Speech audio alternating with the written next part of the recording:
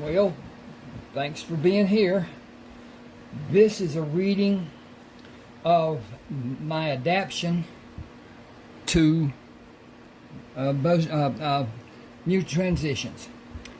I wrote the book, started out with a line that was depicting an attack on an old man in a alleyway in Denver, Colorado. And I had a email and was asked about giving permission to have the book Mutual Transitions made into a film. And naturally I said yes.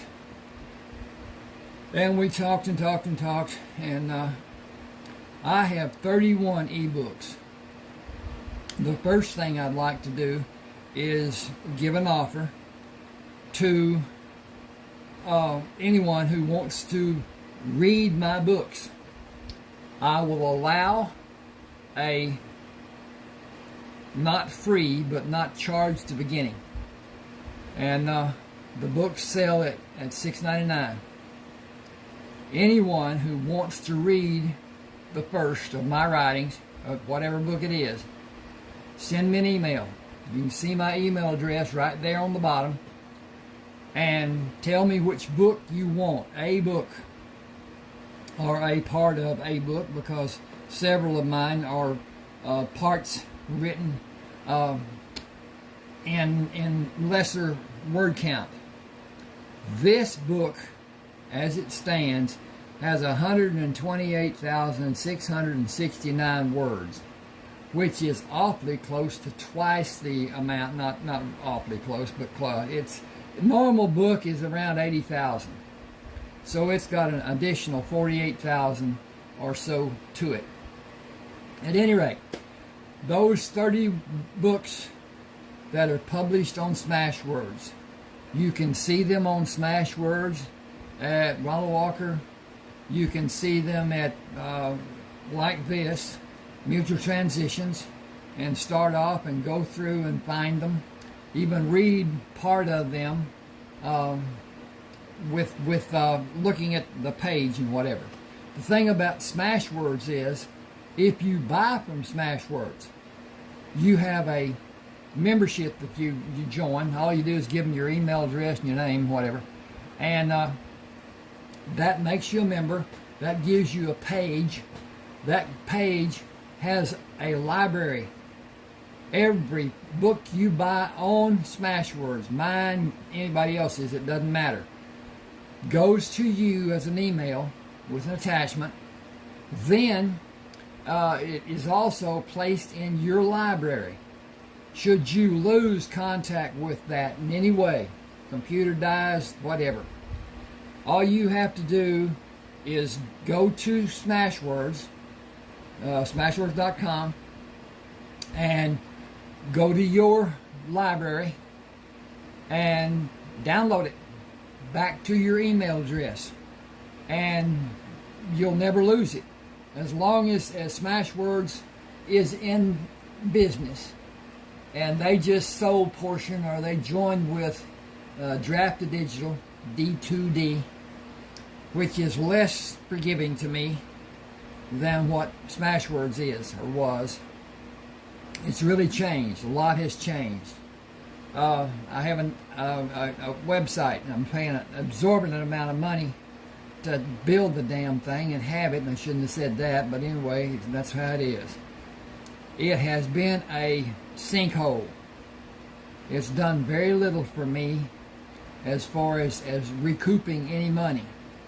And but at any rate, tell me which book you want. I will send the book. You can either not pay and not have another contact as far as that goes for books, even to buy. Or send the money, the first charge will only be $3.99, and that will tell me that you're sincere about whatever and stuff. But at any rate,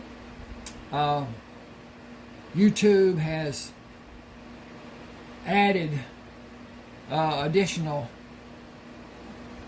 ads to what I normally put on manually. And so I understand how people are. I am the same as anybody else. I'm on the whatever, and a ad comes up. If I can skip it, I do it. Now, with that thought in mind, I make a little money, not a lot.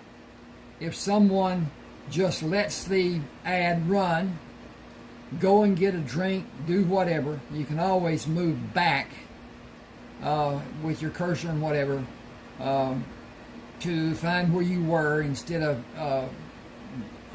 be on the right side of the ad instead of the left with it coming up. At any rate, that will give me a little money. And but the thing about it is, they place them so close together. I don't like that, but that's just how it is. And they tell me that where I'm placing mine, and I can't discern where I should be placing them, will not garner any money, any whatever benefit. So I've stopped doing manuals, and have done manuals to a degree, and go on and take them off and leave what YouTube puts on. At any rate, do what you want to do, whatever. I'm going to start this. I added this portion to the book because the book starts off knowing nothing whatsoever. And the old man lay on the ground, blood oozing from the gash over his left eye when Craig walked around the corner of the alley. Now then, this is a portion before it got to that, how he was found out in the desert in Arizona, how Buzzard and him cohabitated, how they worked at mining for different minerals, particularly gold, and all the nuclear minerals that could be broken down, whatever, to make that. At any rate, here we go. I'm going to get a drink first, then we'll go. But it's hot here in East Texas. M.A. Shields, who amusingly announced his preferred name to be Buzzard, ate the few leftovers and carried the .22 caliber rifle to the flatbed truck. I should hunt away from the house and let the rabbit population increase. Avoiding cactus spines and sharp rocks, he drove south for 10 minutes and stopped the truck, grabbed the binoculars and stepped outside the truck. Raising the binoculars, he adjusted the setting of the magnification. Large black birds are flying in a circle about a mile away. That many birds can only mean they are waiting for something to die, something big. He continued driving carefully in the direction of the circling birds. More birds were on the ground, moving around a large hole with a small opening due to a shelf that formed a canopy over the largest part of the hole. Should be portion, shouldn't it? But anyway, part's good enough. The narrow opening prevented the birds from flying down or flying out of the depression. Buzzard knelt to find the covering canopy dimmed the light. He could not see the entire floor as daylight only illuminated the area directly beneath the edge of the opening where he stood. Backing the truck to remain a safe distance from the edge of the hole, he tied a rope to the bumper. Gripping the rope, he moved to lower his body, push his feet against the wall as he hand over hand moved down the wall of the hole. Moving away from the wall, he saw the body of a man lying 20 feet from him. Insects covered the man and crawled in a mass around him. Buzzard climbed out of the hole and brought canisters of insect repellent to spray the man's body. He sprayed his hand and wiped the man's face with the insect repellent and sprayed around the man with a second canister. "Buddy, I can't get you out of here. I don't think you should be moved. With all of your injuries, bugs won't bother you now. Military insect repellent is the strongest you can get. Your leg is broken. I can fix it with short boards and bandages." He scaled up the wall of the truck and dropped 2 thin boards before he moved down the wall to move the leg and wrap the bandages around the thin boards. "I need to get a doctor and come back. There's a house south of here. I'll go there and get help for you. You're hurt bad, but you're breathing. That's a good sign. I don't see any bleeding, but you need medical help I can't give you. I'll come back and bring help." Buzzard drove around cactus spines and sharp rocks and other obstructions, including mesquite bushes, which led him away from the hole and the injured man. Circling, he approached the adobe house from the rear. Walking to the door, he raised his closed fist to knock, only to look into the dark eyes of a wrinkled older man standing in the open doorway. "I found a man who is hurt when I went to understand what buzzards were doing where he is. He's down in a hole where he fell. Do you have a telephone to call a doctor?" The man abruptly stepped back and closed the door. Buzzard raised his hand to knock and dropped his hand, placing both hands on his hips, and shook his head. He slowly backed away from the door and felt a dog bump into the back of his leg as it walked behind him. Ignoring the dog, he walked slowly to the truck and leaned against the right front fender. It was 5 or 6 hours travel time to the reservation headquarters, and he did not know the way from this house. He had not seen a road of any description during his wide sweep of the area. He was startled when the man came outside, banged the door shut, and walked with a halting gait to climb in the truck. I should put that, I'm going to change this. Hang with me a minute. SIDE. And climbed inside the truck without speaking. Buzzard noticed the pack the man held was filled to the point of pushing the cover flap to prevent him from closing it. He started around the front of the truck when the old man climbed out of the truck and went to the back of the house, then returned with 2 long poles rolled to be covered by a thick blanket. He put them across the bed of the truck behind the cab and climbed inside the truck. I'm going to do this again, just more succinctly. Okay. Climbed inside the truck. He stared straight ahead without speaking. Buzzard tied the poles on the left side of the bed and moved around to tie them on the right. That will hold them. Sitting behind the steering wheel, he saw the man point toward the windshield. Go that way? Silent. I'm going to change that too. That needs to be silently.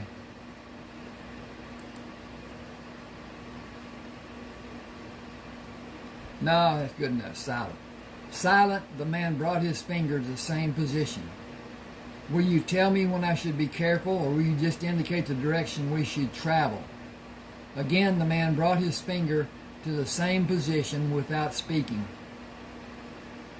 Buzzard used the same method he practiced coming to the house to avoid obstacles in the path he followed, often silently reprimanded by a pointed finger until they arrived at the hole in the ground. The old man used the rope to tie the poles and his pack and lowered them to the floor of the hole. moved to take the end of the rope coming from the bumper of the truck and tied a double sling around his body. Moving to the edge of the hole, he sat with his legs over the edge of the hole and waited for Buzzard. When Buzzard came to stand by him, he turned his body to extend his legs. Got that wrong. Okay, well, let's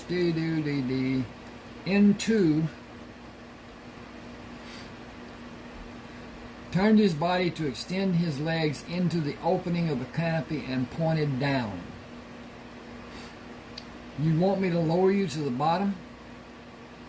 The old man raised his arm with his finger pointed down and brought his arm down, pointing to the floor of the hole. 2 times Buzzard wrapped the rope around the round bumper of the truck and pulled to take the slack out of the rope. Playing out the rope, he moved to stand at the edge of the opening looking down at the man. I need to check on my progress. Oh, we looking good. Okay. Okay. Move to your left to align your body with the rope. I'll lower you, then I'll come down to help. The man's hand shot up into the air and waved violently. You want me to stay here? The man pointed down, moved his body as Buzzard instructed. Standing on the floor of the hole, after removing the rope, he left the loose poles, took the pack. That should be, hang on with me just a second. He left the wrapped, W-R-A-P-P, wrapped poles, took the pack and disappeared from view. Buzzard slowly moved around the perimeter of the hole and stopped at the location he believed was the place the injured man fell. He must have fallen from here, but the opening is so narrow. That leaves a lot to be explained, along with why he was all the way out here and a multitude of other questions. He saw a cloud of rising dust and waved when the truck came close. I'm going to change that and make it a little better, I hope.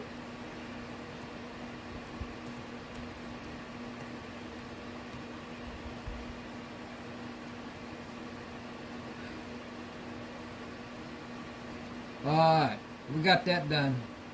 See if this don't sound better. He saw a cloud of rising dust and waved when the truck approached. Dr. Anthony Iron Eagle drove around his position and stopped near the parked truck. I got here as fast as I could. Will you help me? I need to lower 2 bags and splints that I may need. My uncle said a man is injured, but he did not know the extent of his injuries. Buzzard said, I have not heard him speak, only emphatically sudden gestures. He does not speak English well, only a few words. Buzzard pulled one end of the rope up and then the other end. Your uncle tied a fireman carry around his body with the end of the rope and had me lower him. It is an old practice. We did it as children for entertainment. I will do the same. Have you looked for tracks to have an indication of what happened? It could be helpful if an investigation is done. I saw tracks, but I did not want to ruin the scene. I'm sure I can't read signs as well as some men. I was told you are extremely well adapted. It may help us if you will look. No one will come here to help, so disturbing the marks you may find will not be a travesty. The man may die if he doesn't have medical help he needs. He is not a member of our tribe. You are revered for the help you gave both tribes, or you would not be allowed to stay here. You are valued as a friend of the people. The 3 of us are the only help the man will have today. Buzzard lowered the doctor and moved around the edge of the hole to examine the tracks. Returning the truck, he stepped on the bumper and turned his body to sit on the bed of the truck.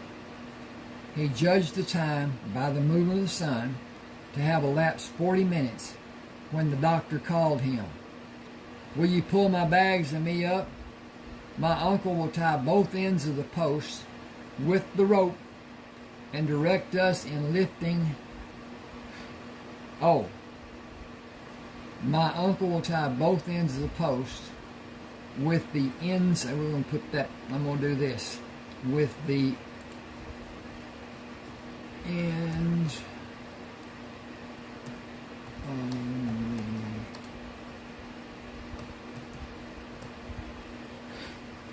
okay, I'm going to see what I got here. I need to fix that. Okay. "Will you pull my bags up? My uncle will tie both ends of the post with the ends of the rope and direct us in lifting the man out of this hollow. It will be difficult for us to lift him the final few feet. He is severely injured, and jarring by any degree may undo the work I was able to accomplish." Buzzard said, "I think I can pull him up and kneel, then put my arm under the poles and support them. Can you do that too?" "I may be able to, but not in this position. I can pull the rope with my left hand and push my right arm under the posts. I will not be able to manage if I stay in this position. Can you pull the rope with your right hand and extend your left arm under the poles to finish pulling the sling up? Switch places with me and we will haul away together. When we have him picked up, where do you want to put him?" "On this side of the bed of my truck, and then in the confinement of the carrier, when we can stand on the bed of the truck. The carrier will move to absorb shocks without harming him. We will take him to my uncle's house. We cannot move him once I have the body cast placed on him. He will be fed intravenously and be sedated for 2 to possibly..." I need to just do a little work here, okay? Be right with you. I hope. Get that over there. Get this over here. Delete that. Okay.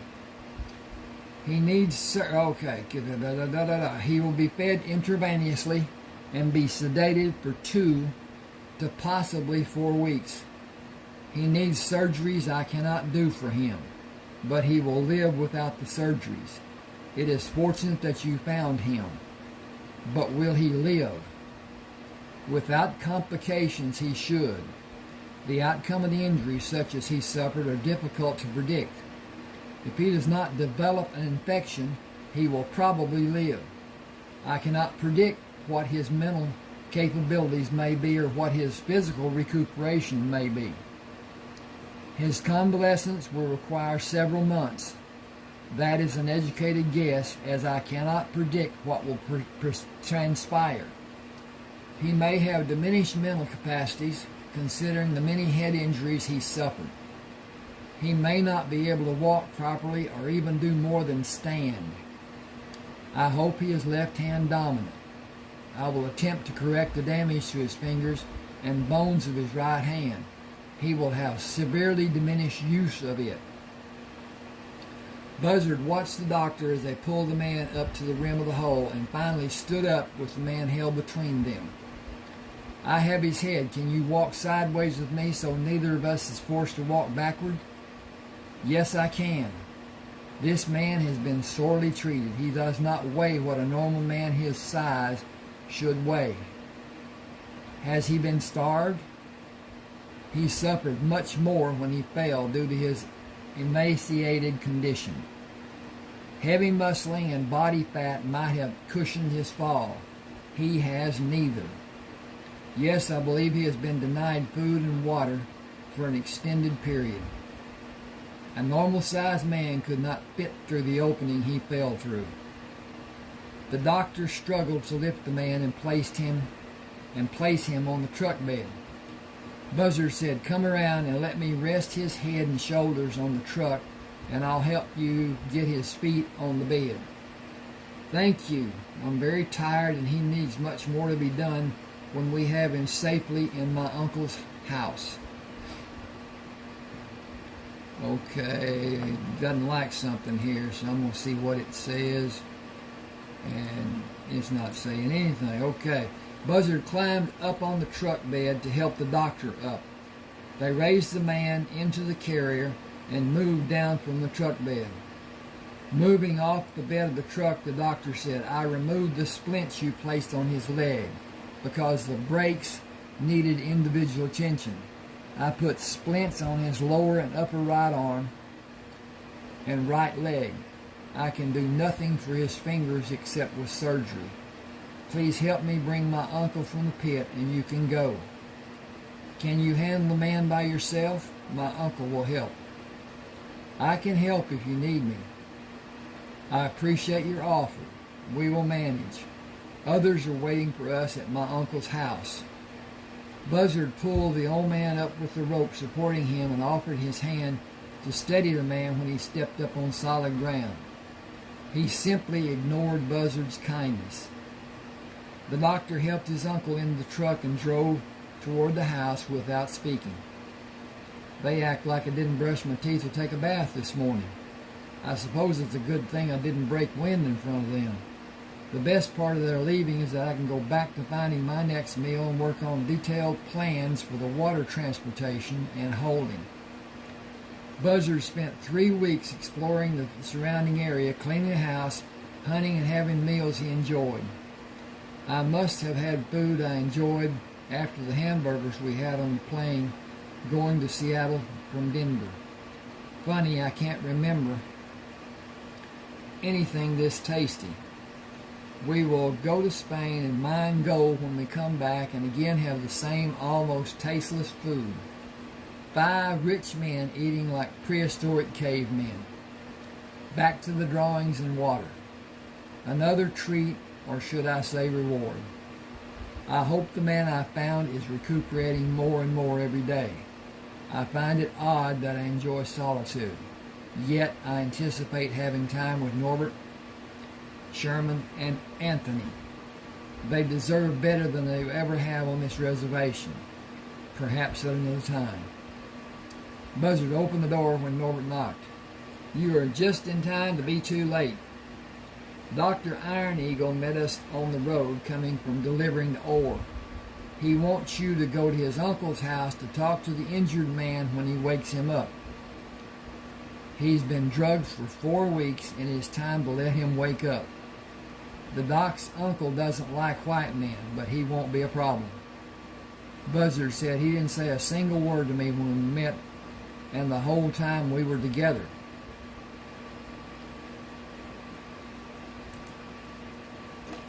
D-U-R-I-N-G. When we met and during...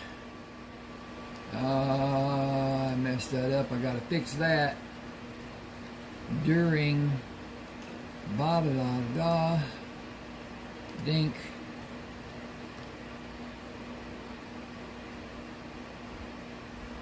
That's not right. I got to go back. Okay. C-H-E.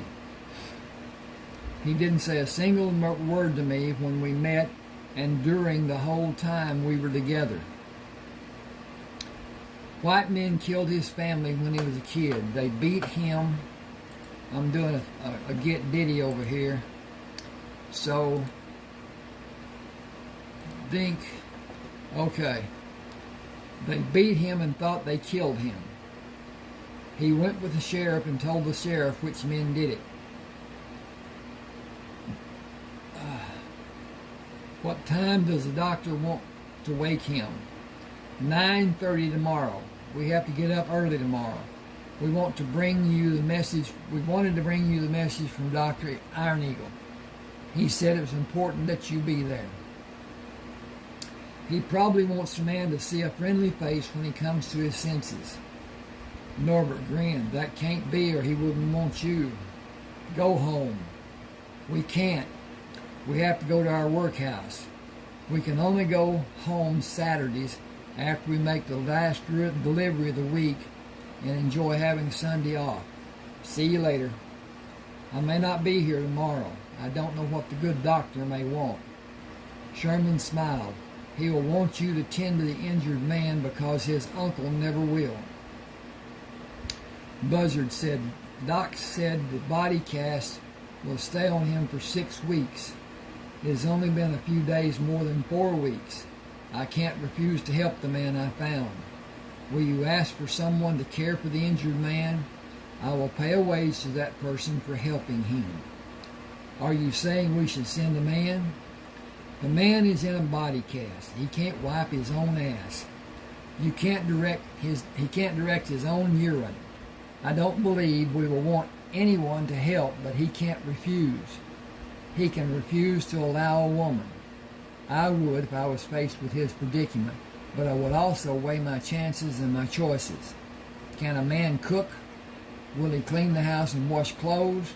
Will he care for the patient every way the patient needs? I wonder, and I also strongly doubt. Dr. Iron Eagle's truck with the prominent carrier sat on the east side of the adobe house. Buzzard parked beside it and walked around to the front of the house. Dr. not Anthony, his name is Anthony, but anyway, Dr. Iron Eagle opened the door. Good, you came. I want him to see a man he can trust, as I might be seen as someone he cannot trust. The nationality of his captors is not known. His arousal may be traumatic for him. You might ease a particular trauma since you saved his life. He may be thankful that you did. I hope it works that way. Come in. I will attempt to bring him to consciousness. He seems to have had bouts of delirium, which indicates his nearness to consciousness. Okay, I don't like that. At any rate, can't find, there it is. I will work from his left side. Will you stand on his right and talk to him and reassure him of his well-being and safety? You must be careful with his injured hand. It would be nice for him to hear his name. I know we don't know what it is. Perhaps he will tell me and I can use it in our conversation. Keeping him calm is my first priority. It's good that I shaved my beard off. Are you ready? I got the easy part. He can't blame me for anything. Do you have the ammonia nitrate? Dr. Iron Eagle laughed. Thanks for trying. You know what it really is. Gently take his arm in your hand and draw his attention to you with slight pressure. I'm going to fix this. Got to. Okay, comma. With SLIGHTPRESSURE. Okay, gently take his arm in your right hand and draw his attention to you with slight pressure. He broke a coated vial and passed it under the man's nose, then held it to allow the last trace of the vapor to be inhaled. When his eyes opened, Buzzard gently squeezed his lower arm. We're taking care of you. Relax and breathe deep. You've been drugged for a spell. Now it's time to start living again. Don't talk, just listen to me. I found you and you're better than you were. You need to trust and let your body heal. I will. Can you get me something to scratch my leg with? Okay, got to do that. Doc asked, where? I guess about 16 inches from the top edge of the plaster cast, on the top of my right leg. I will tap on the cast. Tell me when I'm over the affected area, when I tap with the reflex mallet. There, you hit it. Doc ran the saw above and below the area and sawed the sides, taking out a rectangular piece of the cast and cut away pieces of gauze with scissors. Did that relieve your discomfort? The man said, that has been bothering me since you brought me here. Do you know when you were brought here? After someone doused me with foul-smelling insect repellent. I want to thank him. I don't know when I came here. I have been in and out. I know 3 men helped me, but only 2 brought me here. I could not see their faces. I heard their voices. One spoke English. One did not speak a language I'm familiar with. One spoke to the man who cannot speak English and talked to the English-speaking man. He looked at Dr. Iron Eagle. You spoke 2 languages? I should have a question mark. And it shouldn't say that. It should say, did you? Now I can't find my cursor. There it was. Okay. Up, up, up, up, up, up. There. Okay. And that is going to be a question mark. And that's going to be a deleted comma or period. And then this is going to go back here. And that's there. And DID. YOU. He looked at Dr. Iron Eagle. Did you speak? He said, yeah, I got spoke.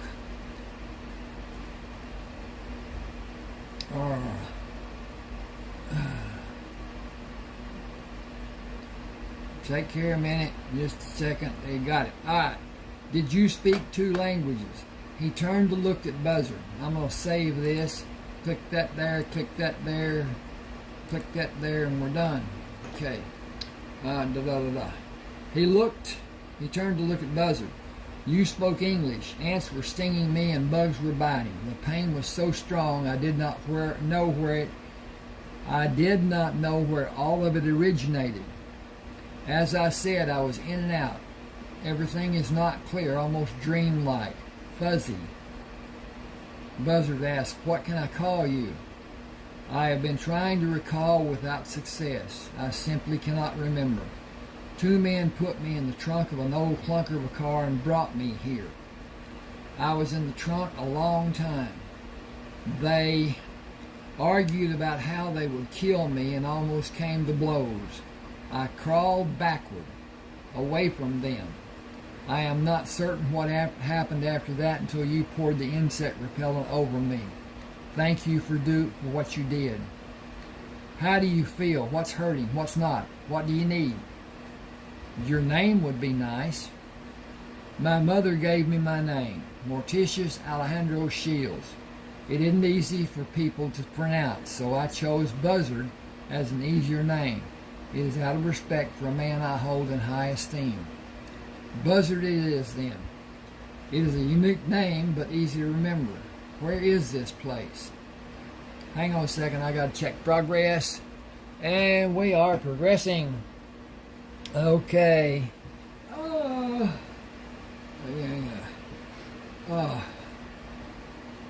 You are on a government reservation in northeastern Arizona.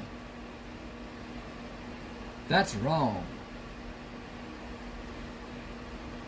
Exactly wrong. They're on the northwest side. So they're just below St. George, Utah, which would put them on the northwest side of Arizona. Okay, got that done. From what I could see in the tracks near where you fell, 2 men brought you here in a car at night. They did not look for you after you backed away from them, probably from it being so dark. I'm going to fix this too. Probably from the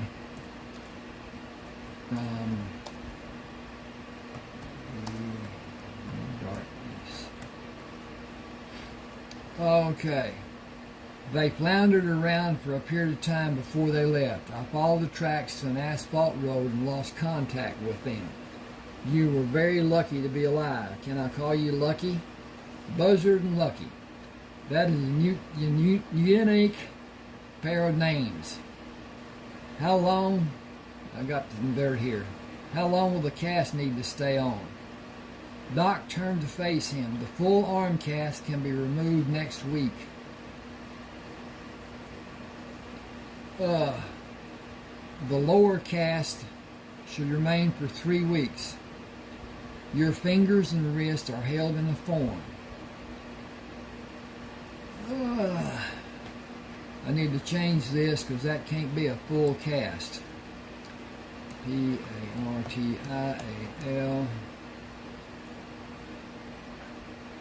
Okay, he turned to face him. The partial arm cast can be removed next week. The lower cast should remain for 3 weeks. Your fingers and wrists are held in a form. I examine them daily. Please do not attempt to move them. For the duration of your life, the use of your fingers will be limited, I am afraid. There was extensive damage that required surgery. There are 12 pins in your 4 fingers. You should be able to close your fingers to make a fist and be able to grasp items successfully. You will not be able to pick up an item such as a coin in the usual manner. You may be able to learn another method in time. I am resolute that I am able to remove your leg. Okay, back me up. I am resolute that I was able to move your leg to the correct position for it to properly heal and place the bone back in the joint of your hip. What are you telling me? I cannot know until the restraints are removed. You and I will learn together. I am not an accomplished surgeon. I did the best I possibly could under the circumstances. It may not be enough for a satisfactory conclusion. I was not able to do surgery on your hip and leg. It was needed, but I do not have the facilities to be able to perform such delicate surgeries. Buzzard asked, where did you live before? I have racked my brain trying to remember anything about my past during my near lucid times. My memories seem to begin with 2 men that stayed outside a dark room I was locked in. Hang on just a second, please. I got a bit of personal. Okay. Just a minute, and I'll be right back. I've got to do something here personal.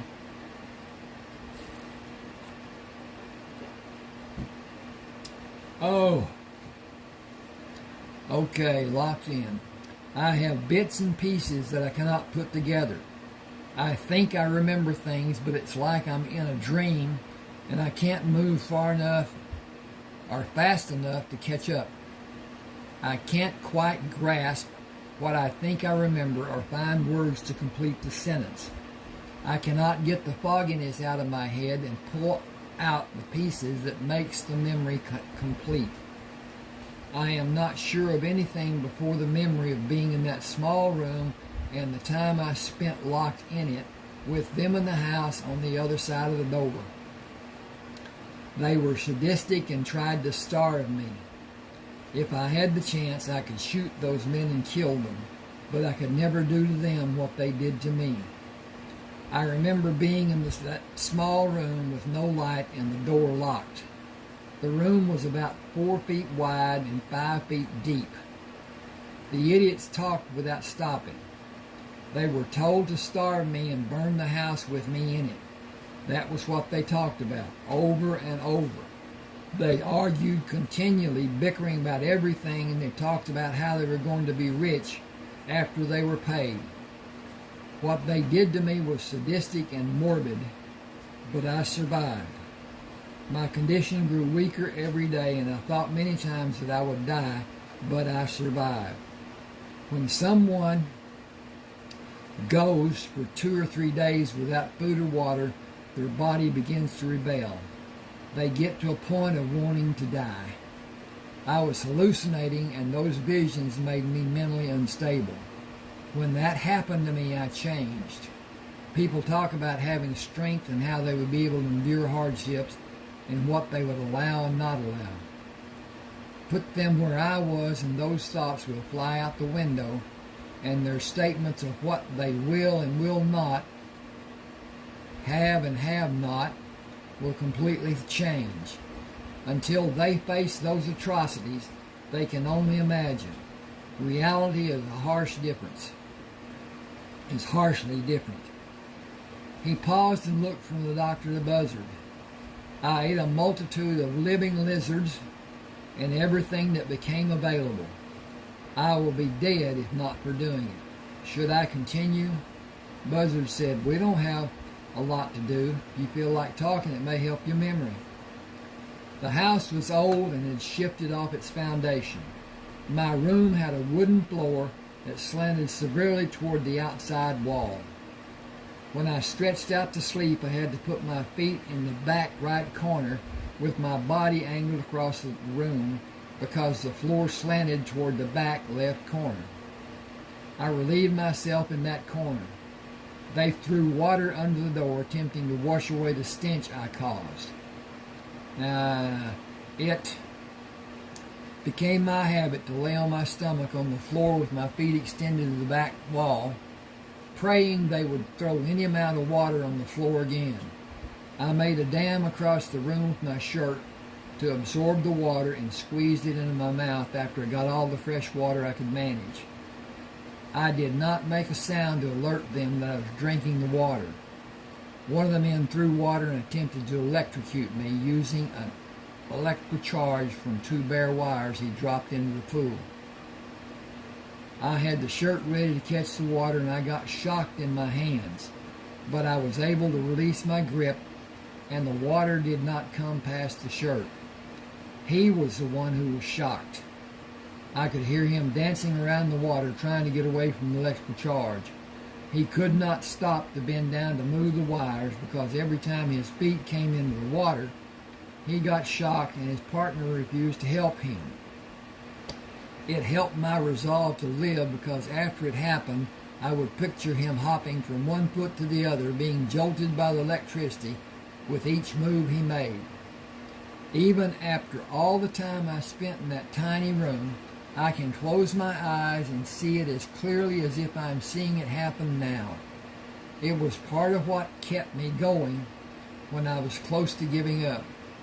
He was dancing in the electrified water, and I had the water to drink later. It was one of my best days in that tiny dark room. He paused. By my calculation, I was there more than 2 months. By logic and not relying on memory. I may have been there longer, but I cannot remember. Need to change that. Hang with me just a second, if you're here. I am going on faith that people will enjoy my reading. I understand the length of progress, patience a person may have. I enjoyed writing this. I enjoy reading this. But then that's how I am. Okay, my memories begin inside that tiny dark room. I have flashes that I'm not able to hold and place where they have a beginning or an end. I have difficulty concentrating with those flashes coming all the time. I am tired. I think I can sleep. Buzzard said, I'll be close by. Holler if you need something. Doc turned to leave the room. I'll make a plate for you if you want to eat. He is better than I thought he might be. Thank you for coming. Can you come again tomorrow? I'll do my best. I'll get your food. Please watch to see how he reacts when he gains consciousness.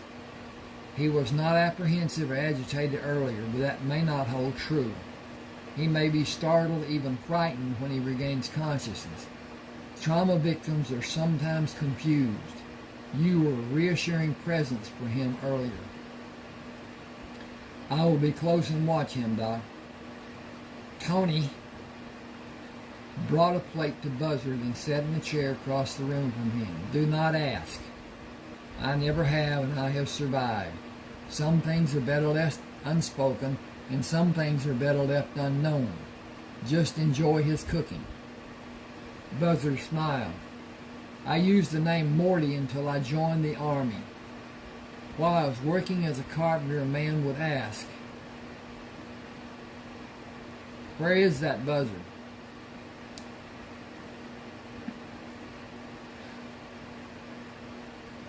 I got to change that because he wasn't working as a carpenter.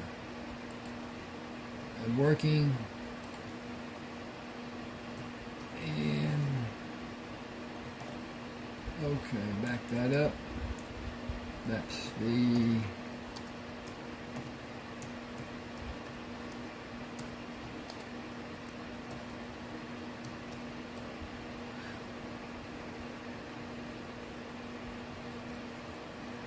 hang just a second.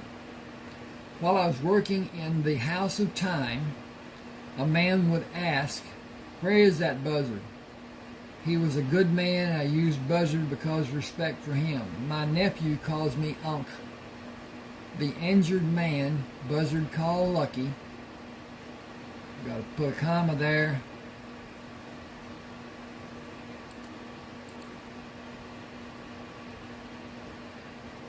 The injured man, buzzard called Lucky, asked, "What will you call me?" Buzzard said, "Late for lunch. How are you?" "Hungry and thirsty. I think I own a ship. I think I own a fleet of ships." Tony said, "We have not had a report of a missing shipping magnate. It is so real. I wonder why it can seem so real. It is not dreamlike." Tony said, "You need soft food, but only a small amount over an extended period of time. You can eat all you want, but in small portions, and you should limit the amount of liquid intake for several days. Sips, not full drinks. Understood? Your system has not had normal function in many months. Ease back into normalcy. Please. I know I should be meek and quiet, but I have not had a decent meal in months. I haven't had a meal in months, decent or otherwise, for that matter. I am at your mercy, and I am grateful for all you have done. That does not begin to quell my..." I've got to turn this off. Whoa, hope that didn't make noise and whatever. It was hot in here, so I had that little cooler on. I am at your mercy, and I'm grateful for all you've done. That does not begin to quell my desire for a steak and potato meal. I am not demanding that you throw a steak on the grill and bake a potato, but I distinctly remember how delicious a great ribeye tastes. When can that happen? I will do anything I am able to do after this cast is taken off. Tony left and came back with a plate. Okay. Can you manage? Just put it anywhere. I will do whatever I can. How bad is my left hand? You will have limited use of it until you develop talents you may never master. I may never be able to use my left hand. Sorry about this. This is wrong. This should be right.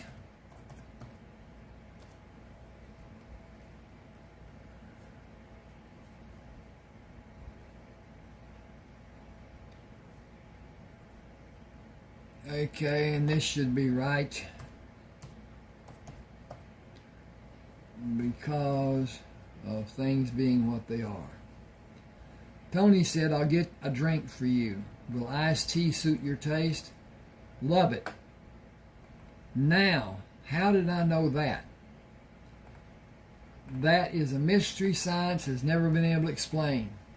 You may know what you like and dislike in many tidbits of knowledge and have no knowledge of what your memories were before your tragic loss.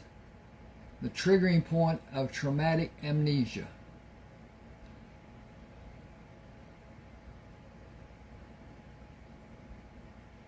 I think I need to fix that too.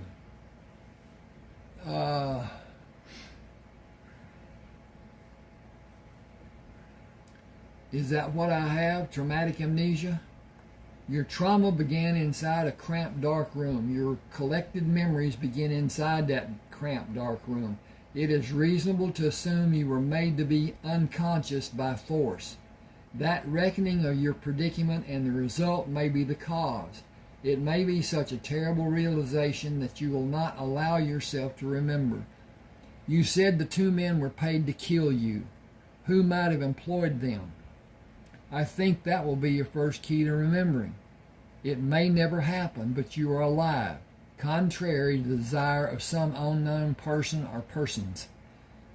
Those 2 men were too stupid to tie their own shoes properly. They put me in a room that was so dilapidated even small rabbits and snakes came inside and saved me from starving. A man can do terrible things when he is hungry. I did. I would again. Both of you would. I lived in that room because I outwitted those 2 men. I lived to be brought here because Morticius Alejandro Shields cared enough to find me and help. I lived after I was brought here because Anthony Iron Eagle wanted to be a doctor and help people. If I was a rich man, I would divide my holdings with both of you, but I do not have the price of a small stake. What else can I say? I do not have the slightest inkling about what will happen to me even in the next few minutes. I cannot say what I will be able to do when the cast comes off. I may or may not be able to stand, and walking within several weeks is probably not possible. My future looks rather bleak. Buzzard said you are responsible. Buzzard said, you are my responsibility and I'll take care of you until you want to leave. That's my word and my bond. What, are you rich? I have investments. I am not worried about money. I have no idea if I ever be able to repay you. Just do what you are able to do for now. You can worry about what might be when I run out of money. Tears came to the man's eyes. I will pay you back someday, some way. Eat a few bites and wait to eat more. That's your first job today, not talking about paying back. Your second job is talking to Tony and me about anything you want to talk about. As I see it, the only way you can progress will be an improvement from where you are now. Each day will be an improvement, because each day you may not remember anything more, but you will exercise your facilities, and like a well-exercised muscle, strength will come and you will have improved. I think that's all that's important for you. Charlie Luck. I think about how lucky you are, and I thought about the most common name I could imagine, and Charlie came to my mind. Because I don't know a better name, and you can pick one of your own choosing at any time. I'll call you Charlie Luck with your permission. Just Charlie most of the time. When you can get around, we'll move to my house on the other side of this reservation. He put a small bit of food in his mouth and savored the taste before he swallowed. Then another. That is heavenly. How much can I eat? If you have no feeling of nausea, continue as you're doing. Your system will indicate what it will allow. He smiled at Buzzard.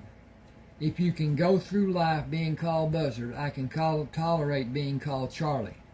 I will not hurry eating, and I will talk as you ask. I am anticipating having these casts taken off. Can the time be cut short? If you will not move, the upper part of the body cast can be removed next week. The arm cast can be removed the following week. Your leg will need to be held immobile 2 additional weeks and removed after the arm cast. You will not suffer damage after 2 more weeks. The mending of the bones will be complete, but strengthening will continue. Should that have a comma? The bending of the bones will be complete. Yes. Comma. Okay. I advise you to give more time for the process and allow your body to regenerate. You will not walk without assistance for a period of time that you may not desire to tolerate. I have no means to make any prediction of how long. You should be tolerant. I hope that is a warning to you of the frustration you will face. You think it will be time for me to put my game face on? Faces, not face. It will test your patience and your resolve. I anticipate a lengthy process and heightened frustration. Okay, that's a division. I need to check on what's going on and what's not and what's ever and there. I hope you enjoy this. Please subscribe to my channel, hit that like button. It helps a lot. It's an algorithm finding proposition. Everything that's put on my page, the algorithm reads it. Now, as far as AI goes, this part of Word, it is AI generated. It will correct, even when I don't want it to at times, words, punctuation, all kinds of things. That's AI.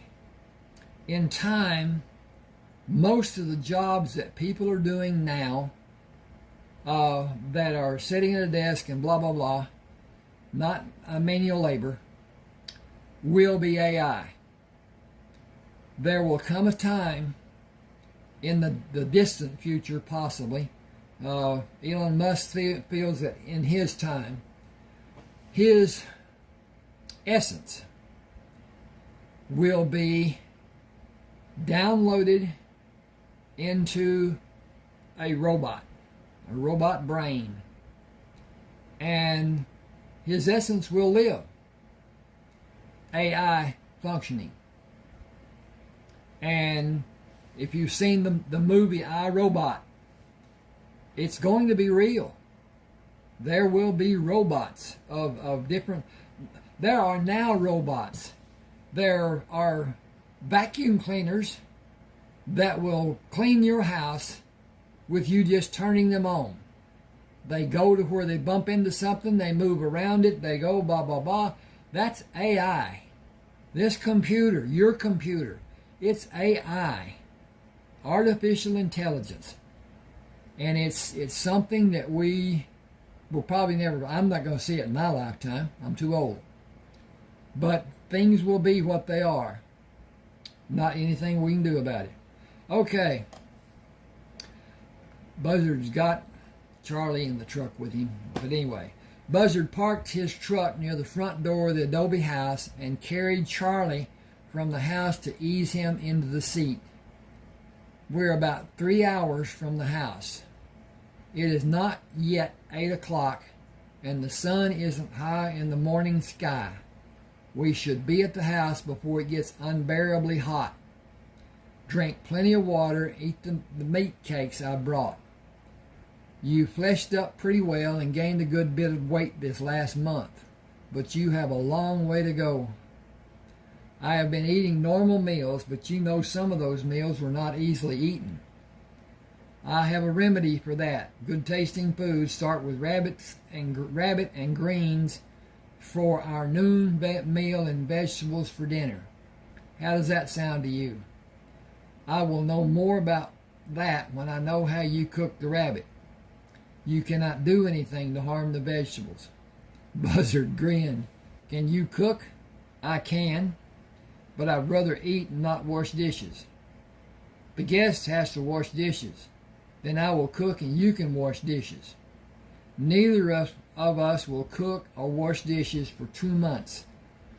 Rosita Northcross will keep the house and do the cooking. I built a bed for her in one of the empty rooms. She's going to visit her sister in Los Angeles in 4 weeks, and we will be on our own, but we will both cook and wash dishes. Community property rights. Agree? Agreed. I fashioned an exercise room for us. You should try to take your time and ease into doing your progression in baby steps in the beginning with small weights. You need to judge what you can do, but building your strength is not going to happen immediately, and you can't let it frustrate you. Charlie said, I almost died. I am stronger than I was, I think.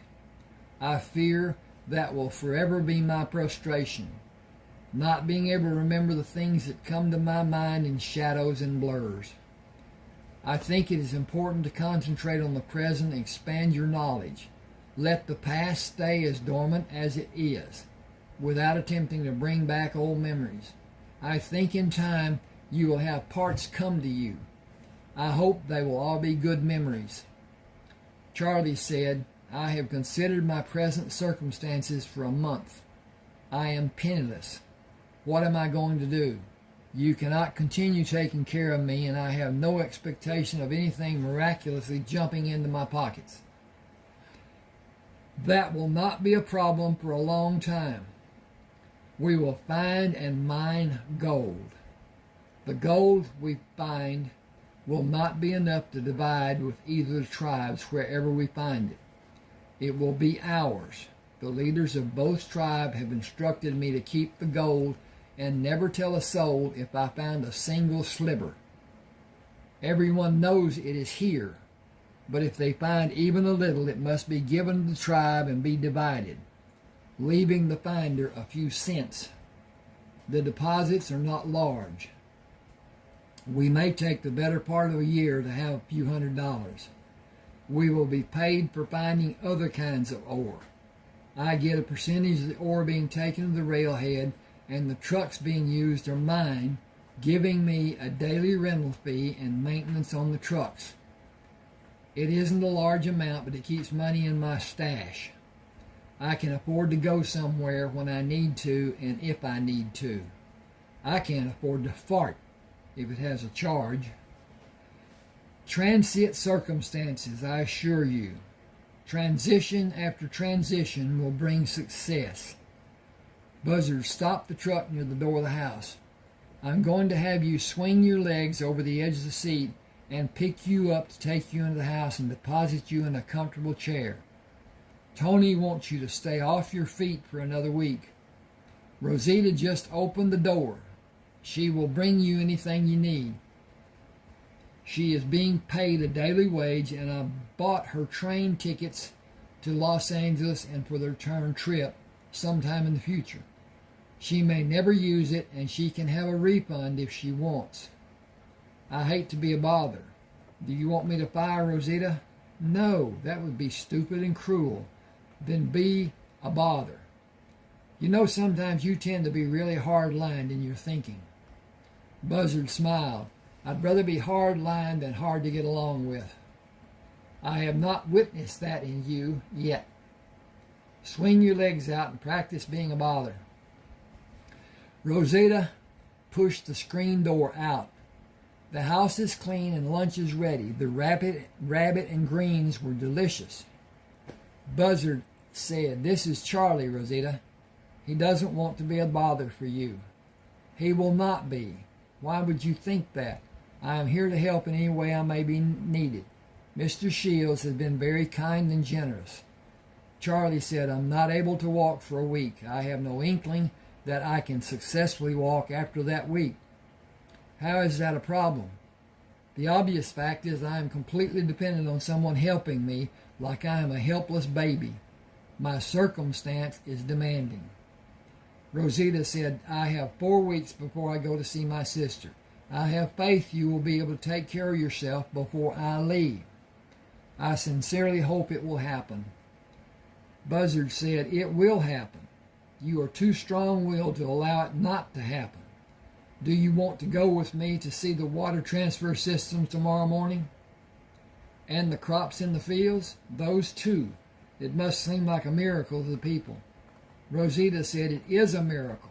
The desert is growing food. It is a miracle. The water cools the fields and helps the crops grow and not burn up like a small garden did so many times.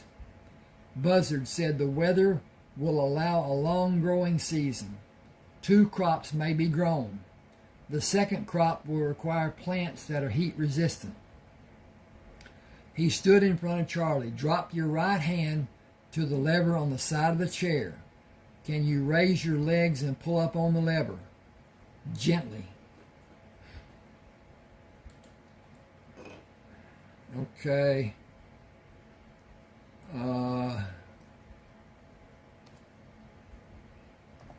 Gently. Okay. We did that. Charlie pushed his feet out and pulled the lever up, raising the leg rest of the chair, and pushed his upper body against the back of the chair, moving it to fully reclined position. I could sleep here. You moved it to recline like it was nothing new for you. You seemed comfortable moving it. I have this type of chair in my house. Do you? Is your house close? I believe it is far from here, but I have not reached the point of knowing where. Pieces come and seem to slip away before I'm able to recognize and identify them. Don't push it. Let it come naturally. I believe it will. You will see them clearly, you will see them clearly, and you will. I'm got to find my cursor here. Ding, ding, ding, ding, ding. Oh, there it is up there. And you will retain them. They are not lost, just hidden away, waiting for you to call them out of hiding. I'm sure it will happen. Charlie said, the terrible part is not knowing anything about my life before I was locked inside that room. I want my life back. That is not possible if I cannot remember. Buzzard asked, do you know how to play backgammon or checkers or Yahtzee or cribbage or cards?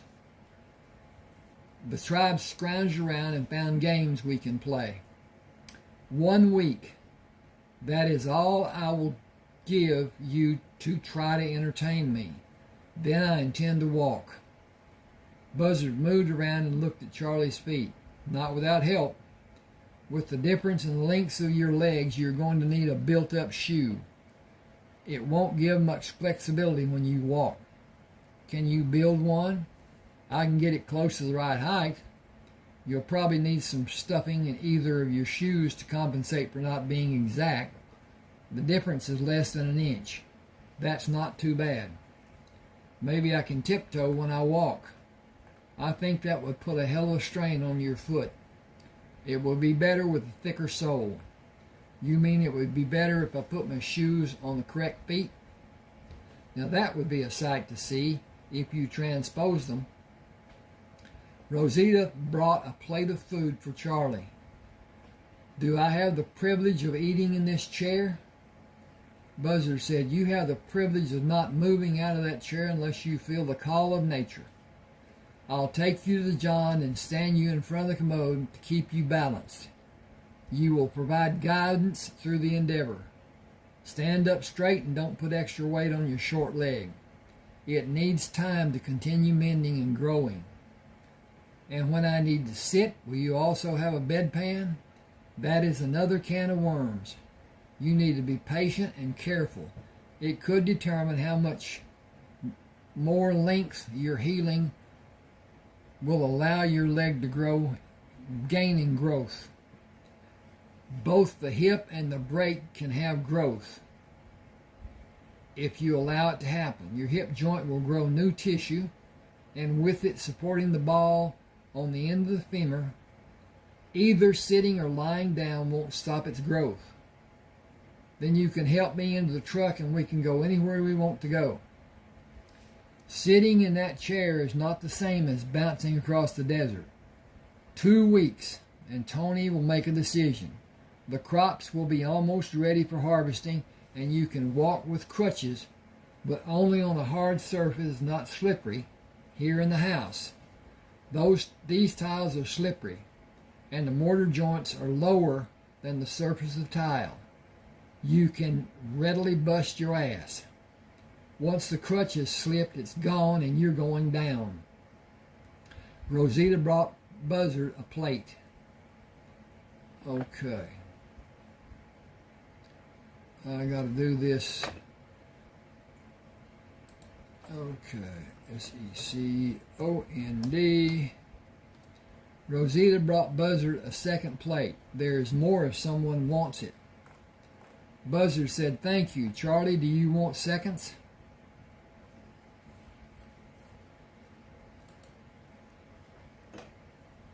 I got to back this up. THIRDS Buzzard said, "Thank you. Charlie, do you want thirds?"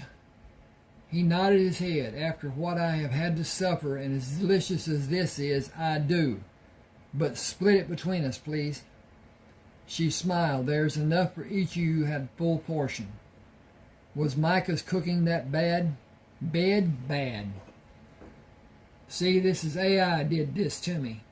I know I wouldn't put bad, and it did bad. I did bad, it did bad. Buzzard quickly swallowed. "Please don't tell him we said anything. He was kind enough to let Charlie stay in his house and feed him. It sometimes didn't have a distinct taste. At other times it had an unpleasant taste." She stood straighter, placed her hands on her hips. "He didn't tell you he cooked with herbs? That was what made it taste bad. But it was healing, too." Excuse me a second. I got a personal endeavor. I took the second COVID shot. I wish I'd not taken the first one, much less the second one. The first one made me a little ill. It's like when you first start getting the flu, that head feeling you have and blah, blah, blah, just off. Never did get really sick. But my nose runs. It has run since that time. What's that been, 2 years now? And I wish. My wife works at a hospital. She was forced to take the shot. And I was forced to say, hey, if she's incubating, I don't need COVID. So I took the shot too. And wish I hadn't. But anyway, I think we got lied to about all of that stuff.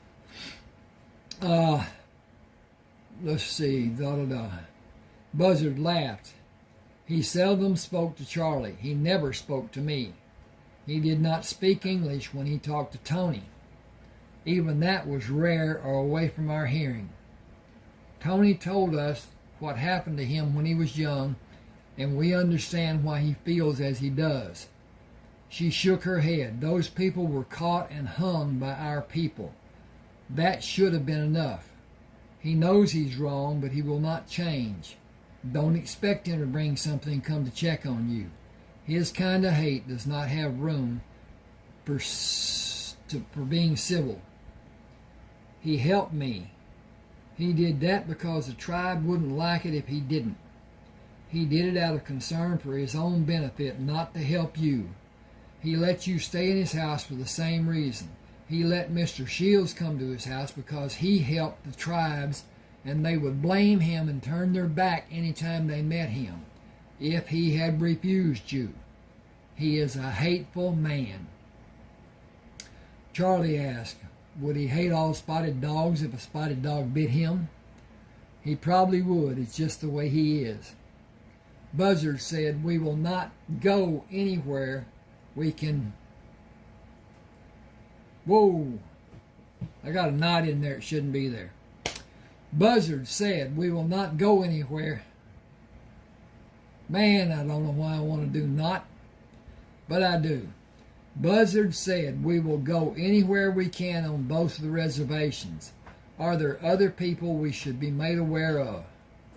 The same will be true for everyone. No one will refuse you if you need something. The reservations don't belong to us. We can't say who or cannot go anywhere, especially you. Everyone knows you were in the Army and you helped us by doing the surveys and buying the trucks for us to take the ore to Flagstaff. Give me your plates and I'll bring your food to you. Buzzard planned his time away from Charlie to be less than 3 hours, hoping to be in the house when Charlie needed him. Hunting and checking on the farms usually required less than 2 hours for each to be done. Working to extract gold from the cave was next on his list to do. Hang on just a second. We got a division here. I want to see where we are. And okay, that's looking good. Boy, I like that cover. The 3 planes over the mutual transitions. Love it, love it, love it, love it. I did that. I built that. I built all of my covers. But now, Some of them are just playing. Anyway, Buzzard pulled a magnet out of his pants pocket. I want to see if you can tell fool's gold from real gold. I hope this will be a learning experience for you. Charlie laughed. You want to see if I will make a fool of myself? Why should I play along with you? What will I gain? When I found this cave, I was certain I found a fortune. I couldn't tell anyone about finding it and have someone help to distinguish the real gold from fool's gold. Fool's gold is more lustrous than real gold, and it has properties of iron. The magnet will be pulled to fool's gold, but not to real gold. You will find both in this cave. I was fooled. Will you be? Give me the magnet and I will not be. Buzzard said, you may have diminished past recall, but your cognitive facilities are still functioning. Take the magnet. Let me go in first and wait for me to call you. I want to be able to leave the cave quickly should I have the need to. I fully understand and appreciate your apprehension. Bum, bum, bum, bum, bum. Buzzard searched the cave and called Charlie. Look at this and understand it is fool's gold. Iron pyrite. It has little monetary value. The strychnine, which is sometimes associated with it, has more value. Moving deeper into the cave, he pointed toward the wall, slightly above their heads. That is precious gold. This vein below it is gold mixed in quartz. We will take out the lower ore and have an easier time getting the pure gold. The mixed gold and quartz has to be separated using a chemical separation process. I have no interest in doing anything that time-consuming until later. I believe we will be busy without doing that. I will be here if we have time and want to do it later. The other cave is near the house. Buzzard drove the truck to the house and carried the shortened sawhorse to the door. Come try this to see if it is a good fit.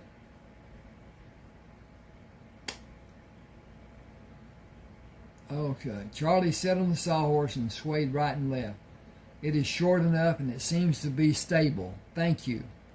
I know you cut the legs off to speed our work in the cave instead of building a new one. It wasn't that hard. Building another one or cutting down to size will be the same. Getting to work in the cave was my motivation. Okay, I need to do something here. I need to just check what page this is and come back to it. Okay.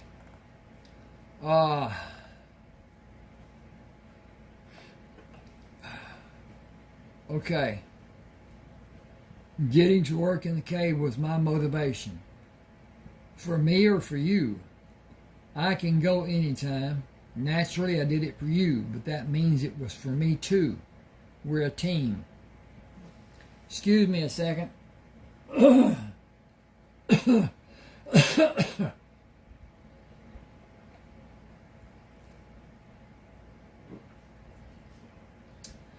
Where is the cave?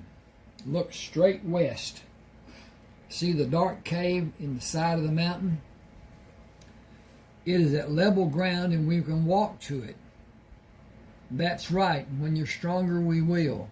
It's not a problem to take the truck and tools we'll need. Besides, the gas is free. Charlie was sitting on the sawhorse when Buzzard came out of the cave. It is safe. It is, thank you. Now, he's working on two caves here, and I got to make that distinguishment. That's the reason I want to know what page it was. Because he's talking about one, and he's in another. Okay. It is safe. It is, thank you. I want you to understand the difference in this cave. Oh, he asked, is it safe? Okay, the difference in this cave and the one we just came from. Oh, okay. You don't need to explain that. Okay, I'm better.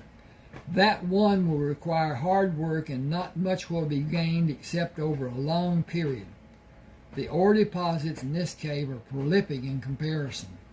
We are going to take out several $100s a day when you can work all day.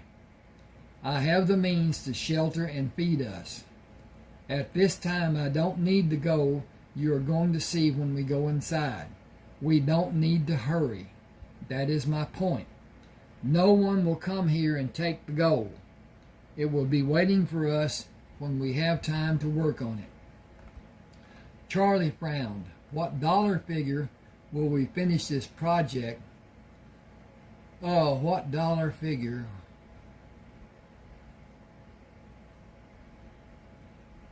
What dollar figure will we finish this project, and how will we... Nah. What will the dollar figure be? The dollar figure be when What will the dollar figure be when we finish this project, and how will we handle exchanging the gold? Bank deposits? I can only estimate by employing the width and height of the deposit of pure gold.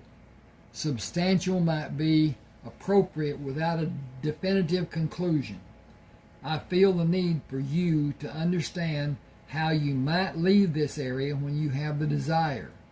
Do you expect some need for me to have such a plan? Only caution. I may be able to drive the truck. The horses will be your means of transportation. One to ride and one to carry the things you will leave with. Placing the saddle and pack securely on the horses will require knowledge and practice. Perfect practice will lead to your success.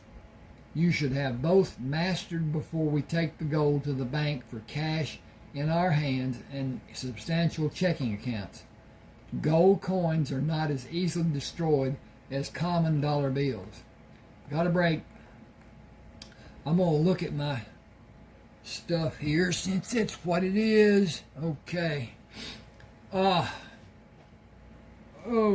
With the gold in the north wall of the cave diminishing, Charlie began a daily routine of walking outside the cave as a relief from working inside, and walked near the house in the evening. His stamina gradually grew, and his adaptation to the shortness of his leg improved. He established a daily exercise of going inside the barn to feed and curry the horses before bedtime. Buzzards startled him when the hinges of the large door ground together. I need to grease those hinges. It's getting late, so I came to check on you. Have you decided you can ride? Did you pick a favorite horse? Charlie stroked down the back of the horse with the brush. This is Hiram. He seems to be more reserved than Dino. You named him Dino? Short for dynamite. That is not concise, but perhaps appropriate. If I need a horse to ride and a horse to carry a pack, Hiram will be my mount and Dino will carry the packs. Okay, why has that got that there? I don't know. I need to do this. Dink, dink, dink, dink. There was 3 spaces there. I don't know why that was there. My presence stopped your adventures. No, your presence diversified my adventures and added to my life. I regret the way you came into my life, but not that you did. But, shut up. That's not yours to expand. Fully understood. Good. Do you know how to prepare a pack animal rigging? Not even a solitary clue. Are you finished with Hiram? I can be if you have something important to show me. Buzzard moved to hold the front horn of the pack saddle. This keeps the pack horse safe from harm. That bigger saddle blanket is thick enough to do the job of protecting the horse. All of the rigging is designed to hold the saddle in place and also protect the horse. With the rigging placed properly, the load will not be allowed to shift in the front or back or move either side. Placing it and tightening takes as much practice as loading the packs. Hang the bags on the 4 horns, but put whatever you are going to carry alternately in the bags to balance the load. When you are satisfied that the load has been done correctly and tied properly, cover it with a canvas and secure the canvas. The horse will not tolerate a loose end hitting him. Keep the load comfortable for the horse, while you keep the horse safe. The entire process requires a bit of understanding and practice.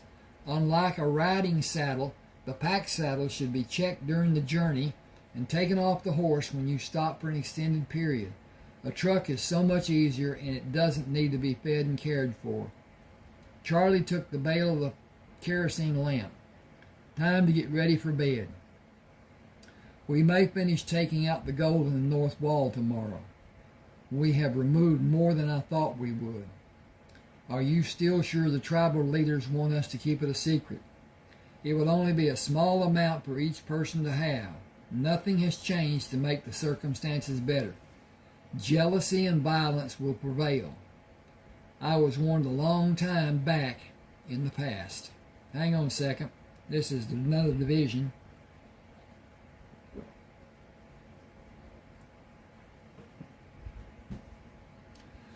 Walking to the mine the next morning, Buzzard said, "This is beautiful country." In a sense it is, but more trees would make it even more beautiful. View it as it is. Relish the beauty you see. Appreciate the grandeur of the desert. That describes my view of this place. It is a desert, and my memory of it will be that it was mostly hot. It is a dry heat. Do you mean like an oven? I give up. It seems to me you are conceding defeat. You think? Get to work on the north wall. I'll work on the south wall and have it ready when you finish. Charlie filled 2 buckets. Will you take these to the shed and bring 2 more buckets? Buzzard carried the buckets to the entrance of the cave and turned to look back. We have too much gold to carry out of here, should we need to leave. We should take the bars we have to the bank in Flagstaff next week. It's easy to transfer money from one bank to another. What name will I use? Any name you like. The bank will give you a book that lists your deposits and withdrawals.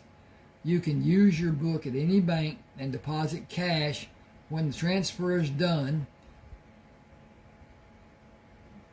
You will have an account in the new bank. Didn't seem to fit there. You're worried, aren't you? You're worried that someone may come looking to finish the job, aren't you? Not so much worried about someone coming for me. That's been done already. You saved my life. You have been everything you possibly could for me. I am concerned that they may come for me and get both of us. I am afraid the next time will be the men who were able to reason and plan. I am afraid the next time will be men who are vicious, calculating men instead of those 2 imbeciles at the house.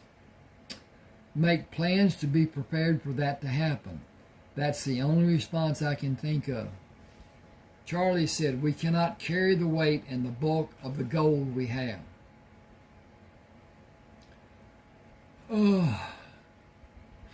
No, we should convert it. But we can't take a trip with a large amount of money and have it taken from us. Deposit in the bank is the only thing I can think to do. Only a few $1,000s worth. We cannot afford to have anyone see this much gold, even by making several deposits. You're right. How much money do you think you might need to get you through the next 2 years?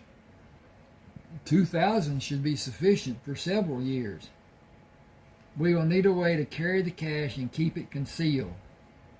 Money belts. 1 around your waist and 2 around your legs. That will keep part of it safe in case one part is stolen. Not around the waist, that is expected. Only a thin wallet with a few dollars in it, a bag of some sort, and a money belt around each thigh up high. Nobody will ask you to pull down your pants to check for money. Bury the rest of the gold and come back for it later or be bold and take all the foreign bars to the bank along with the nuggets. Charlie smiled. An excellent plan, cunning and devious. I will start sewing the money belts tonight. We should go to the bank tomorrow early. We will act nonchalant and be of no interest for anyone. We should not go in together. We can each make deposits and mention to the bank worker that we have an accumulation of many years of work.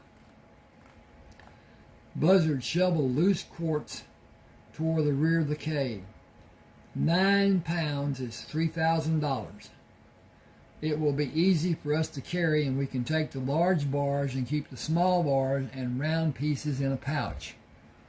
Ask the banker to be discreet and keep your business private. Charlie asked, should we exchange part of the gold for cash? I think $50 would be wise. $50 each time we make a deposit shouldn't cause too much interest. Make 5 deposits of $3,000 and bury the rest. I think that is a bad idea. We do not know what may happen here. We might not be able to come back, and the gold might be lost forever. Very true. We should make deposits of at least 6,000. We can carry 18 pounds, and the pouch will withstand that weight, and I think we should go in together for safety. We shouldn't stay long after we take care of our business in the bank. We should buy what we need before going to the bank and leave as soon as we can have completed our business. Charlie said, I have no cash for purchases. I do. You have money now. You can pay me back with cash you get from the bank if that's stopping you from getting what you want. I want fresh fruit and canned fruit, peaches, apricots if you can find them, and enough soft drinks to last until we get more when we make the next deposits. I'm planning on making a trip every 4 days. We'll do that until the end of the month and make 7 deposits and make a new plan for the next month. Just to throw people off and try to stay safe?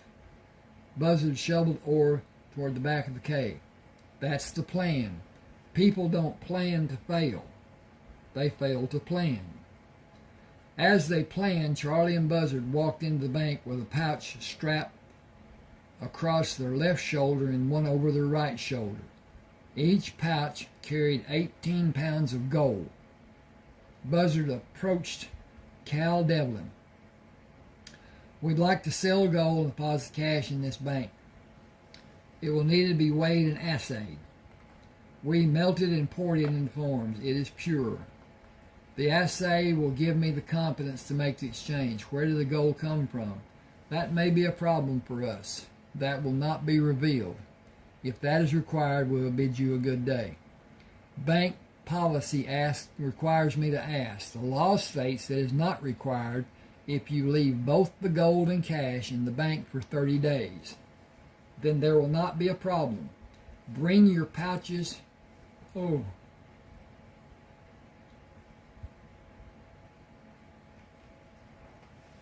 Okay. I misread again.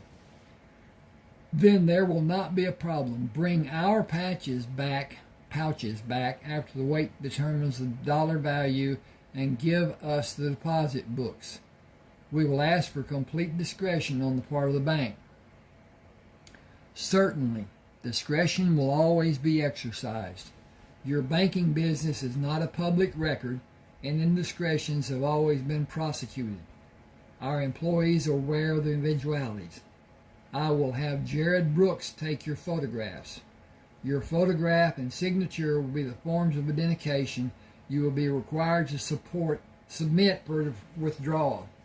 Charlie asked, will banks in other cities honor our withdrawal requests? I cannot speak for all banks, but most will after this bank has been contacted and approves the transfer. Always be prepared to present your bank book when you frequent the bank of your choice. How much gold do you have? Holding the pouch out, Buzzard said, 36 pounds. Each of us has more than 36 pounds. That is a hefty sum. I will bring the empty pouches back and give you the figures of each of each pouch and mark your bank books. Jared will do the photographic work while I'm busy in the vault room. Leaving the bank, Charlie sat on the passenger side of the truck. I have an identity. I have substance. I have a bank account. I have a life. Thank you. You worked for it, only because you allowed me to work for it. You worked for it, and we aren't finished. In 3 or 4 days, all the gold, other than the quartz, will be removed from the cave. 2 days from now is Friday. We will make another deposit and have our photographs fixed to the inside cover of the bank books. Monday, we will make another deposit, and Wednesday and Friday, and the following Monday, Wednesday, and Friday. We will melt and pour more gold between the days we come to Flagstaff to make deposits. That's not days we go. I hate this thing. Okay. Ding, ding, ding, ding, ding, ding. Okay. We got that. They would go to Flagstaff to make deposits. It should be done in bars to be sold and deposited in rounds that we can carry in one of our pouches. Buzzard backed the truck away from the bank. We just opened bank accounts. The information of those accounts is private. Our names are not. They are listed on the customer registry for the public to see. Charlie pushed back into the upright sitting position. The name I am using has no meaning for anyone. It might if it is associated with mine, and because of the vicinity of the bank and the proximity of the bank to the area you were last seen in. Some smart person could put 2 and 2 together and might collect a reward for divulging that information, if a reward has been offered. What can I do? We must be extremely aware and just as careful. We need an escape plan, maybe several escape plans, together and alone, with us together. Okay, I got to do that different too. I shortened it, shouldn't. With us being together and alone. Okay, we have time to prepare for that eventuality. I do not have the assurance you have. I would not know the first thing to do or how to do it.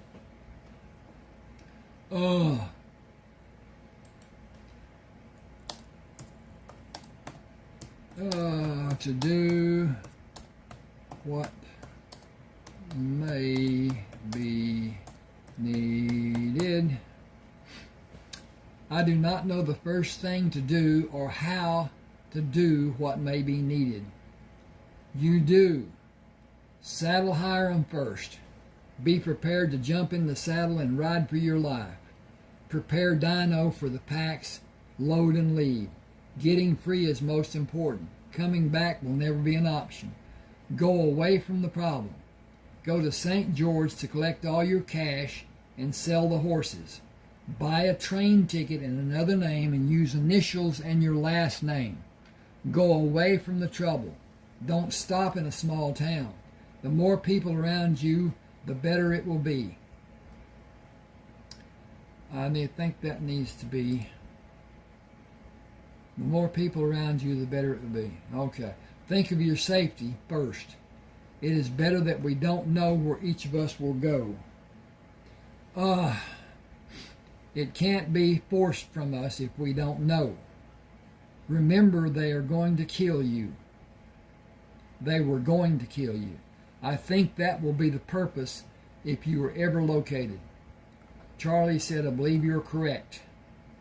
The 2 idiots who held me prisoner in the house were supposed to kill me and make it look like an accident. I calculated that my body was supposed to be found for proof of my death. I wonder if my death is more desired now. Gold will be calling us first thing after breakfast tomorrow. More gold to be deposited into our bank accounts. Charlie stood at the bank entrance. We can't get the truck into the cave far enough to load it. We need to load a wheelbarrow and piled the ore near the entrance of the cave. Charlie held the shovel up. I have used this so long, I got to do something here. This needs to have a division, and that is the problem with being dink, dink, dink, dink, dink, dink, and then dink, dink, dink, dink, dink, dink, dink, and then we go up here to home, and we look at the size of the font, and we go to 16, and then we go to center the page, and we're finished there. Okay, that's a division between when they were talking and now that they're going into the cave. And I need to save it so that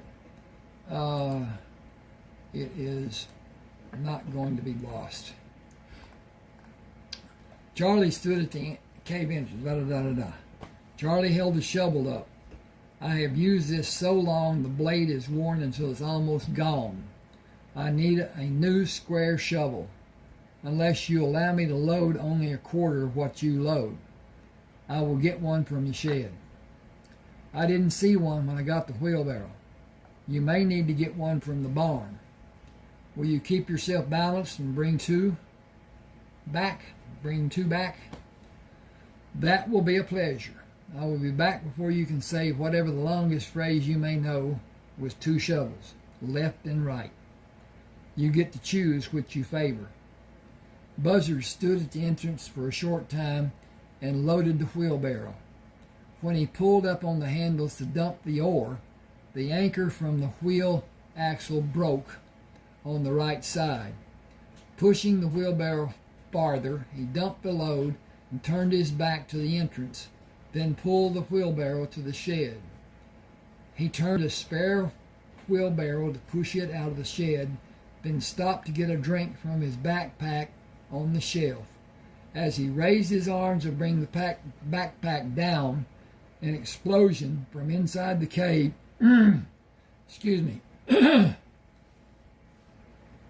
leveled the shed, knocking him down with the left side of his face on the dirt floor. The west wall lay on top of him.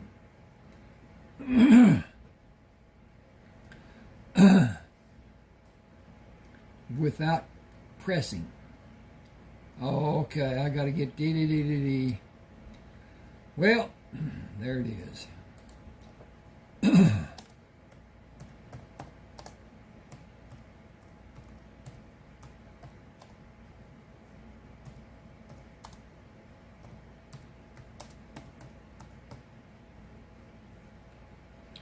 Okay, dee, that's not.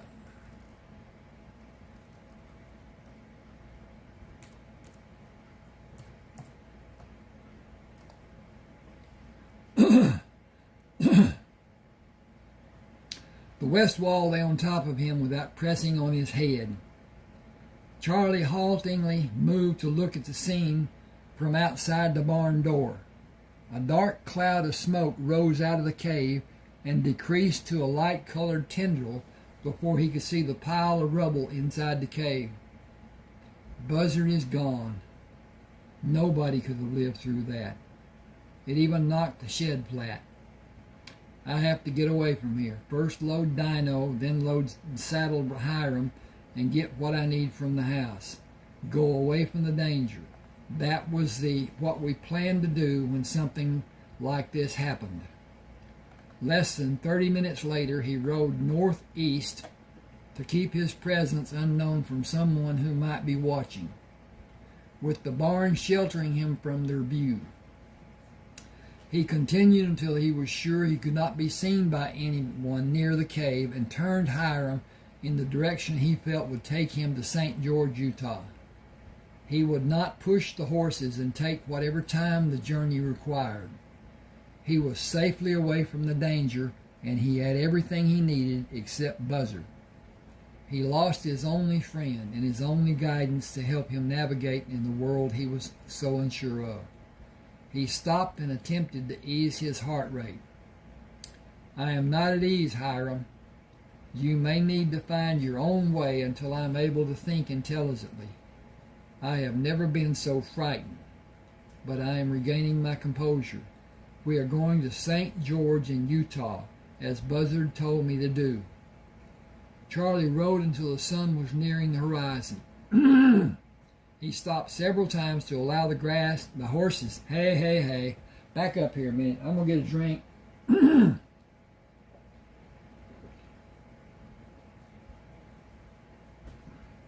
He stopped several times to allow the horses to pull grass growing near the base of the mountains. Nourished by the water that melted and slowly washed across the face of the rocks and down to the floor of the valley, making pools of standing water along the base of each mountain. He removed the saddle from Hiram and hobbled him, then unloaded the packs from Hydro and placed hobbles on him. The horses moved to the grass and grazed into the night, leaving Charlie wanting a fire.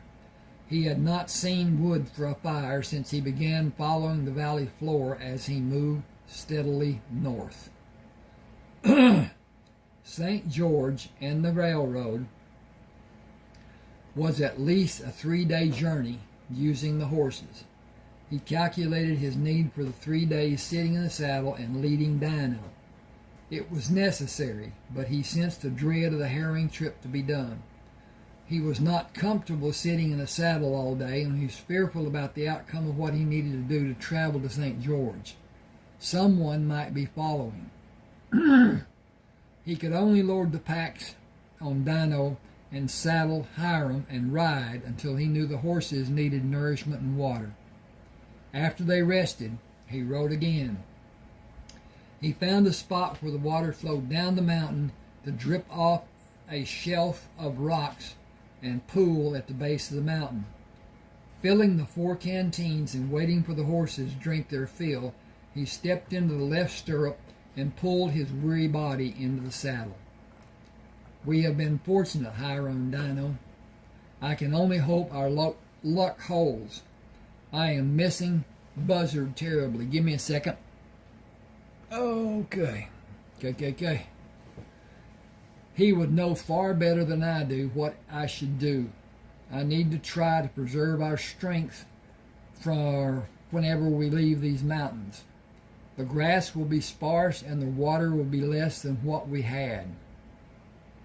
I will give all the water to both of you on the last day.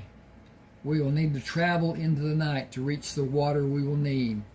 The moon is coming into the full phase and we will be able to easily see the path we need to follow. I hope the night air will be cool. It will lessen our thirst and hopefully give us hope for a successful journey. Charlie stopped at the second pool of water to let the horses drink and graze for an hour. Leading them to the pool for the last drink, he pulled his sore body into the saddle and started north. He found shallow pools along the way and let the horses drink what they could before moving north again. The sun sank behind the mountains and night came. He pushed the horses to continue in the bright moonlight. We need to travel as far as possible tonight. The mountains will turn gradually to be more to the west, but still mainly following a northerly direction. When we come to a place they will turn west, we must leave them and go back into the desert. That will be later tonight. We will rest before we go into the desert. I cannot give you all the water you will want, and we must continue through the day to rest a few hours and go on to the city. That is my hope. I wish Buzzard was here. It is terrible how much I wish for him. Moving through the day, Charlie stopped at intervals to pour water into his hat and give sips of water to the horses until he drank the last drops that emptied the last canteen. It was the only water he had during the day. It was not satisfying, but he judged it to be sufficient. The horses did not hold their heads as high as they usually did. They were not searching the horizon for an escape from their labor as usual. They were near defeat, and they would not continue long if all hope was seemingly lost to them. The sight of a light far away brought their heads up, and Charlie was forced to hold them to stop an impulsive run toward the light. I promised both of you we would live to see St. George. I hope it is the city lights we are seeing. We need it to be. But if it is a city or only a house, we should be able to find water. Charlie rode into St. George and stopped at the light in front of the stable. Can I get water for me and the horses? Did you run out? Unfortunately. You can use the watering trough for the horses. Fill your canteen from the pump. What do you want done with the horses? Will you buy them? They are solidly built and bred from good stock. I see they are. $10 for the two. $25 and $20 for the two rigs. They have been recently shod, and they have always been well fed and cared for. I will give you $40 and you can leave your possibles here. They'll be safe. Charlie pulled one pouch over his head to rest on his left shoulder and pulled the second strap over his head to rest on his right shoulder. I'll come back in a few minutes. Is the leather shop open? It should be. Mel lives above the shop. You can knock on the door and get his attention. He'll be glad you did if you buy anything. I need 2 suitcases. He'll have what you want. When will the train come here? The train to Grand Junction stops about 10 in the morning if you're going east. The train going west will be here a little after 2 this afternoon. It is hardly ever on time. Almost always. Okay. This starts mutual transitions. And this is how I wrote it without the excerpt that I've just read. The old man lay on the ground, blood oozing from the gash over his left eye. His assailant stood posed to strike again when Craig stopped at the corner of the alley. Hey, what's going on here? He started down the alley, then stopped when the third man stepped out of the shadows. This ain't none of your business, the man slurred. I just made it my business. Chief Baldwin and the mayor are just up the street. Should I call them or should I take a more personal interest? Only a coward would harm an older man. The way I see it, you are both low-life cowards. Get out of here, the man yelled at Craig, whose only reply was to remove his coat and hat and place them on the lid of a garbage can. The sound of steps echoing the alley alerted him to the approaching man. Turning, he ducked under a roundhouse blow. He saw the other man kick the old man in the side and heard a gasp of pain. Craig Greyson prepared himself for such an occasion through times of sparring with Jim Ellis and the mental conditioning Wong Chin taught him. He was in excellent physical condition and relished the single blow he struck. It was a semi-uppercut delivered slightly to the left of the man's sternum. It was only meant to stop the attack and give Craig time to concentrate his attention and efforts on the remaining assailant. Craig knew if it struck with all the force he could put into the blow, it could have been fatal for the man, who slumped into him as if dead. Craig stepped to his right, allowing the man to fall on the bricks of the alley and stepped toward the second man. A glint of steel came from the man's right hand as moonlight reflected from a knife. Craig sneered, "You're a bigger coward than I thought you were." Attempting to divert the man's attention and entice him to leave the man who was down, he offered himself as a new target. "Well, come on then. I'll take that knife away from you and make you eat it." Okay, that's how Craig found Charlie Luck. And this goes on. It is a good story. It would make a great film. And may. But that's another thing. Please subscribe to my channel. You can read more as far as mutual transitions goes on YouTube or a book or whatever. Anyway, thank you for being with me. Okay, this thing's giving me a problem, but that's just the way it is. Thank you, thank you, thank you. Okay. 59:24. Okay.